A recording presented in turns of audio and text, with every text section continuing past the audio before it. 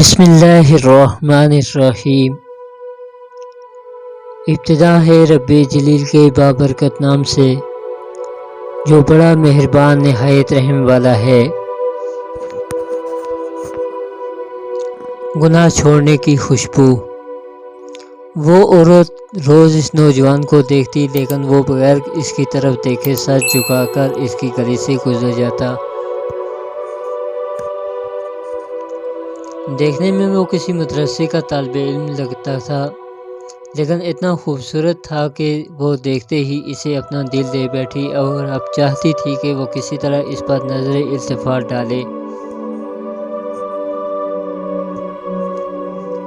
مگر وہ اپنی مستی میں مگن سر جھکائے زیر لب کچھ پڑھتا ہوا روزانہ ایک مخصوص وقت پر وہاں سے گزرتا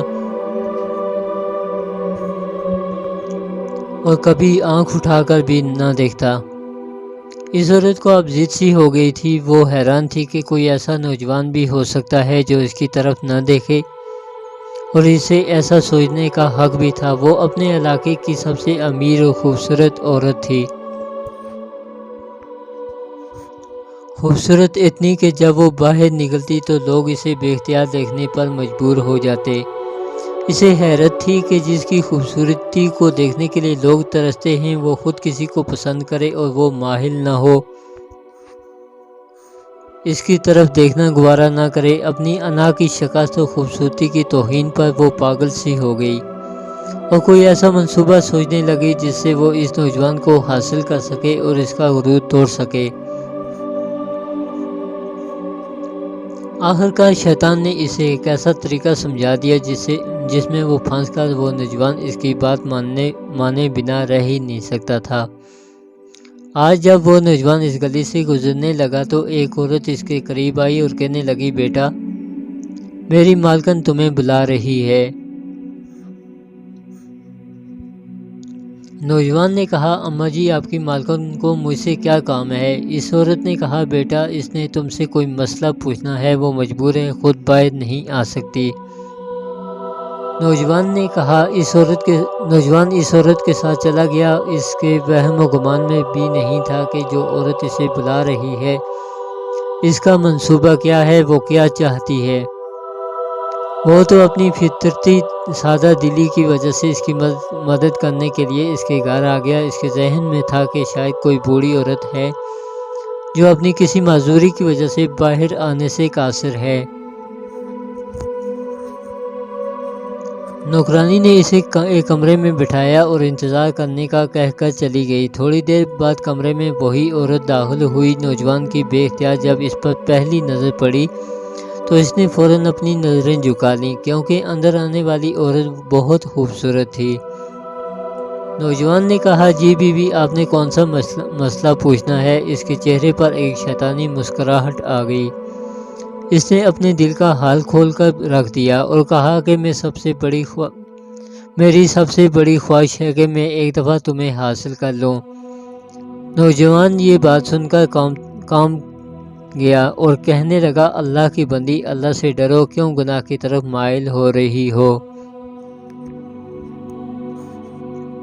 اس نے عورت کو بہت سمجھایا لیکن عورت پر تو شیطان سوار تھا۔ اس نے کہا، یا تو تم میری خواہش پوری کرو گے یا پھر شور مچاؤں گی کہ تم زبردستی میرے گھر میں داخل ہوئے اور میری عزت پر حملہ کیا۔ نوجوان یہ بات سن کر بہت پریشان ہوا۔ اسے اپنی عزت کسی بھی طرح محفوظ نظر نہیں آ رہی تھی۔ اس کی بات مانتا تو گناہگار ہوتا، نہ مانتا تو لوگوں کی نظروں میں برا بنتا۔ وہ علاقہ جہاں لوگ اس کی شرافت کی مثالیں دیا کرتے تھے، وہاں پر اس قسم کا الزام لگ جائے، یہ اسے گوارا نہیں تھا۔ وہ عجیب مصیبت میں پھنس گیا تھا۔ دل ہی دل میں وہ اپنے اللہ کی طرف متوجہ ہوا اور اللہ سے مدد چاہی تو اس کے ذہن میں ایک ترکیب آ گئی۔ اس نے عورت سے کہا کہ ٹھیک ہے، میں تمہاری خواہش پوری کرنے کے لیے تیار ہوں، لیکن پہلے مجھے بیت الخلاء جانے کی حاجت ہے۔ عورت نے اسے بیت الخلاء کا بتا دیا۔ اس نوجوان نے اندر جا کر ڈھیر ساری غلاظت اپنے جسم پر مل لی اور باہر آ گیا۔ عورت اسے دیکھتے ہی چلا اٹھی، اور یہ تم نے کیا کیا ظالم؟ مجھ جیسی نفیس طبیعت والی کے سامنے اتنی گندی حالت میں آ گئی، دفع ہو جاؤ، نکل جاؤ میرے گھر سے۔ نوجوان فوراً اس کے گھر سے نکل گیا اور قریب ہی ایک نہر پر اپنے آپ کو اور اپنے کپڑوں کو اچھی طرح پاک کیا اور اللہ کا شکر ادا کرتا ہوا واپس مدرسے چلا گیا۔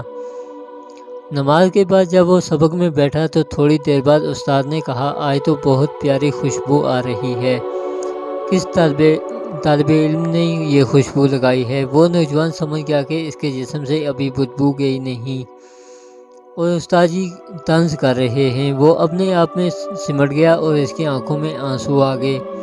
تھوڑی دیر بعد استاد جی نے پھر پوچھا کہ یہ خوشبو کس نے لگائی ہے، لیکن وہ خاموش رہا۔ آخرکار استاد نے سب کو ایک ایک کر کے بلایا اور خوشبو سونگھنے لگے۔ اس نوجوان کی باری آئی تو وہ بھی سر جھکا کر استاد کے سامنے کھڑا ہو گیا۔ استاد نے اس کے کپڑوں کو سونگھا تو وہ خوشبو اس کے کپڑوں سے آ رہی تھی۔ استاد نے کہا، تم بتا کیوں نہیں رہے تھے کہ یہ خوشبو تم نے لگائی ہے؟ نوجوان رو پڑا اور کہنے لگا، استاد جی اب اور شرمندہ نہ کریں، مجھے پتا ہے کہ میرے کپڑوں سے بدبو آ رہی ہے، لیکن میں مجبور تھا۔ اس نے سارا واقعہ استاد کو سنایا۔ استاد نے کہا، میں تمہارا مذاق نہیں اڑا رہا، خدا کی قسم تمہارے کپڑوں سے واقعی ہی ایسی خوشبو آ رہی ہے جو میں نے آج سے پہلے کبھی نہیں سونگھی، اور یقیناً یہ اللہ کی طرف سے ہے کہ تم نے اپنے آپ کو گناہ سے بچانے کے لیے اپنے آپ کو گندگی لگانا پسند کر لیا، لیکن اللہ نے اسی گندگی کو ایک ایسی خوشبو میں بدل دیا جو کہ اس دنیا کی نہیں لگتی۔ کہتے ہیں کہ اس نوجوان کے ان کپڑوں سے ہمیشہ ہی وہ خوشبو آتی رہی۔ سبحان اللہ۔